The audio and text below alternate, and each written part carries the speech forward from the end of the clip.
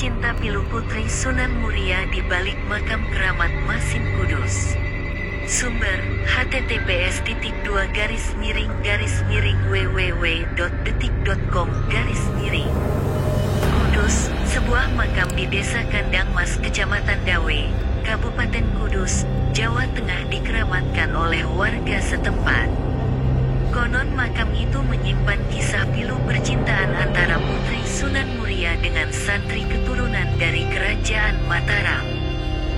Makam tersebut adalah peristirahatan terakhir Raden Ayu Nawangsih dan Raden Bagus Rinangku yang berada di Dukuh Masin, Desa Kandang Mas.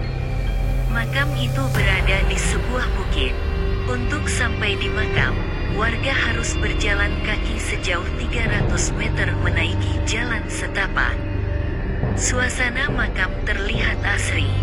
Di sekitar makam terdapat banyak pepohonan jati yang masih rindang dan lebat. Warga tidak berani mengambil kayu jati itu karena dikeramatkan oleh warga setempat. Peziarah biasanya datang setiap Rabu, Kamis, dan Jumat. Ketua Pengurus Makam Keramat Punden Masin, Sumartono, mengatakan makam Raden Ayu Nawangsih dan Raden Bagus Rinangku telah dikeramatkan oleh warga setempat. Menurutnya Raden Ayu adalah anak Sunan Muria, sedangkan Raden Bagus adalah keturunan Mataram yang menimba ilmu di pondok milik Sunan Muria.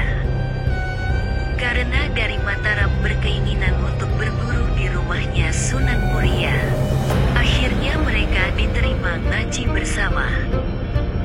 Tapi sebelumnya Raden Bagus ini sudah punya ilmu luar biasa, jelas Sumartono ditemui di lokasi, Kamis tanggal 7 Maret tahun 2024. Sumartono menceritakan ada sebuah kisah percintaan di balik makam itu.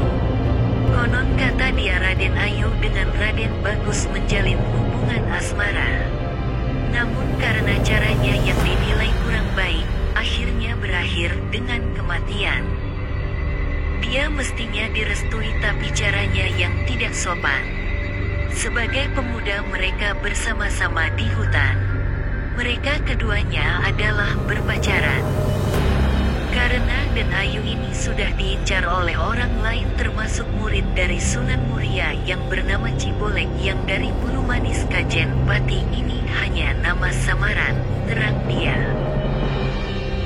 Dia mengatakan di balik hubungan asmara keduanya ternyata ada santri dari Pati yang bernama Cibolek menaksir Raden Ayu. Sayang Raden Ayu tidak menyukai Cibolek karena jelek. Raden Ayu memilih Raden Bagus. Namun hubungan keduanya diam-diam diawasi oleh Cibolek hingga dilaporkan kepada Sunan Muria. Cibolek itu jelek, cebol, kecil, memiliki keinginan untuk mempersunting Raden Ayu.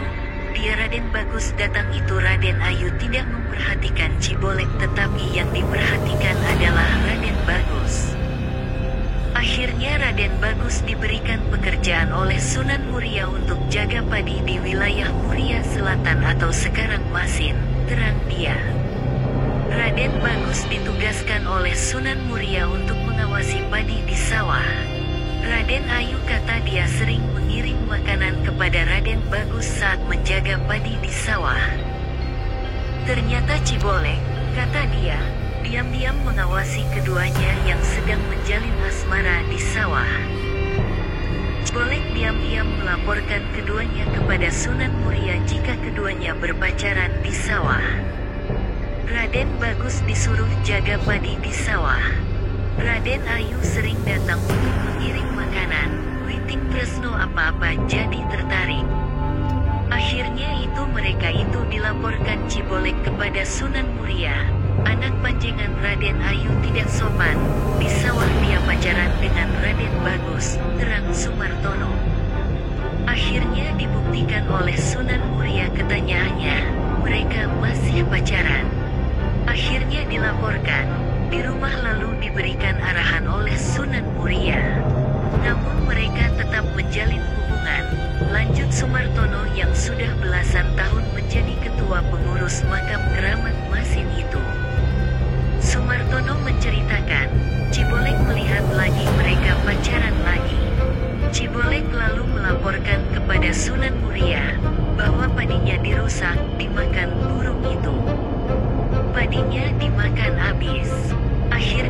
melaporkan. Tetapi, saat Sunan Muria datang melihat padinya ternyata tidak ada yang rusak dan masih utuh.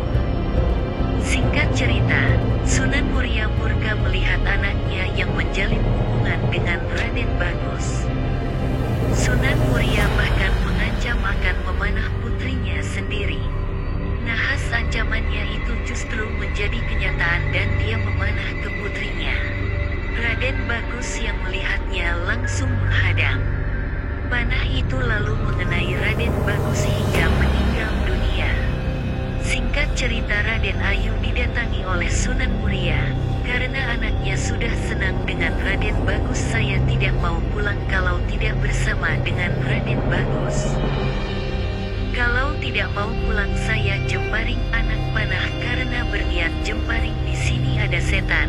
Akhirnya lepas. Raden Bagus tahu kalau Raden Ayu mau kena jemparing, terus dihalangi oleh Raden Bagus dan akhirnya meninggal. Akhirnya dimakamkan di sini, terang dia. Raden Bagus dan Raden Ayu akhirnya dimakamkan di Masin yang sekarang dikenal Desa Kandang Mas. Warga berdatangan di makam tersebut, terutama saat hari Rabu, Kamis, dan Jumat. Mereka datang baik hanya sekadar berdoa hingga berharap mendapatkan jodoh. Terus banyak yang datang ke sini. Sudah sore sampai subuh tidak pulang-pulang, maka disabda menjadi kayu jati. Jati ini adalah sabda dari orang-orang yang taksiah yang tidak mau pulang, pungkas dia. Camat Dawe Fami Dwi Arfana yang datang saat tradisi Sewu Sempol di makam keramat berharap agar masyarakat mendapatkan berkah dan ridho berkat menggelar sedekah kubur tersebut. Kami dari kecamatan hanya bisa berdoa, semoga mendapatkan keberkahan kita semua. Tujuan untuk bersedekah berharap ridho Allah, katanya ditemui